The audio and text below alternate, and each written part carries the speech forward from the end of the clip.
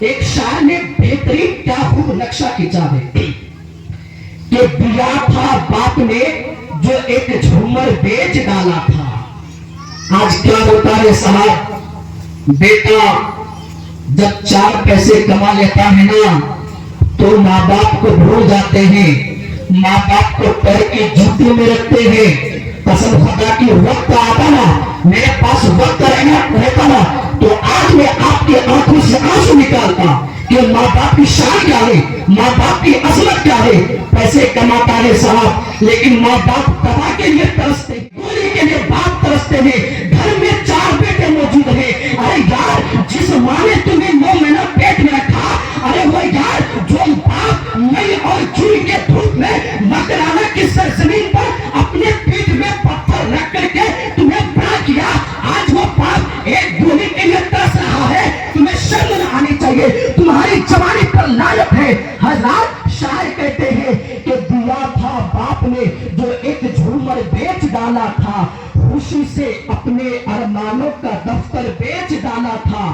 دیا تھا باپ نے جو ایک جھومر بیچ ڈالا تھا, خوشی سے اپنے ارمانوں کا دفتر بیچ ڈالا تھا.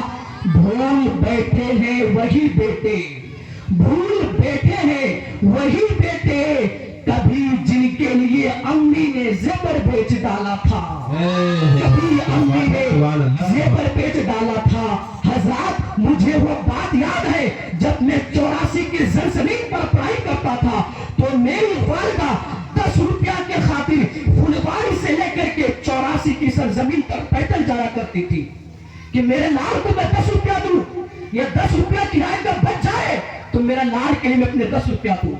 کس لیے؟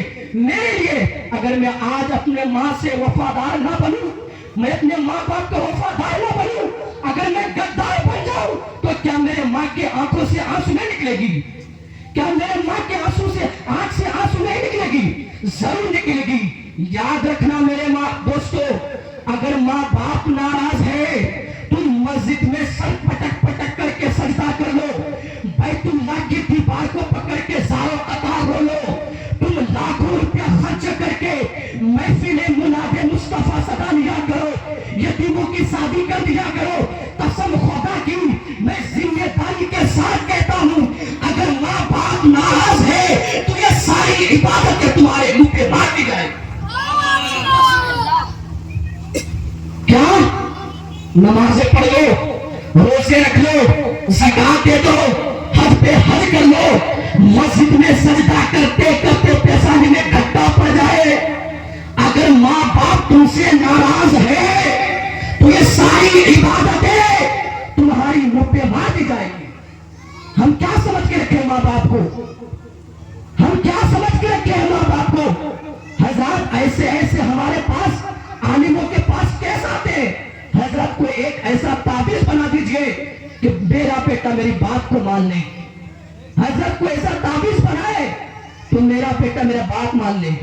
حضرات یہ ماں باپ جب تک زندہ ہے نا تو تم زندہ ہو, جب یہ ماں باپ مر جائیں گے نا تو قسم خدا کی کوئی پوچھنے والا نہیں ہوگا, کوئی رات کو انتظار کرنے والا نہیں ہوگا.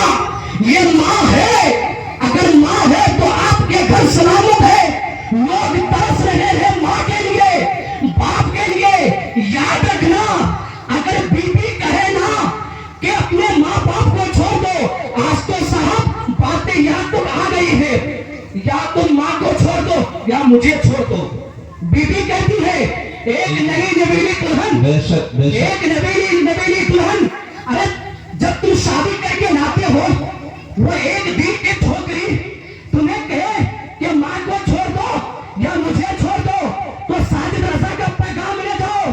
اگر وہ لڑکی کہے ماں کو چھوڑ دو تو تم ایک کام کرنا, اپنی بیوی کو چھوڑ دینا, ماں کو کبھی مت چھوڑنا. اس لیے کہ اگر تم بیوی کو چھوڑ دو گے تو تم دوسری شادی کر لو گے, اگر تم ماں کو چھوڑ دو گے تو تم دنیا کے کسی کونے میں ماں کو نہیں پاؤ گے. نعرہ تکبیر, نعرہ رسالت, مسلک اعلی حضرت علامہ و مولانا ساجد حسین صاحب قبلہ. نعرہ تکبیر, नाराए रिसालत। हजरत ये माँ बहुत बड़ी अजीम हस्ती है दोस्तों। माँ के कदमों के नीचे जन्नत है।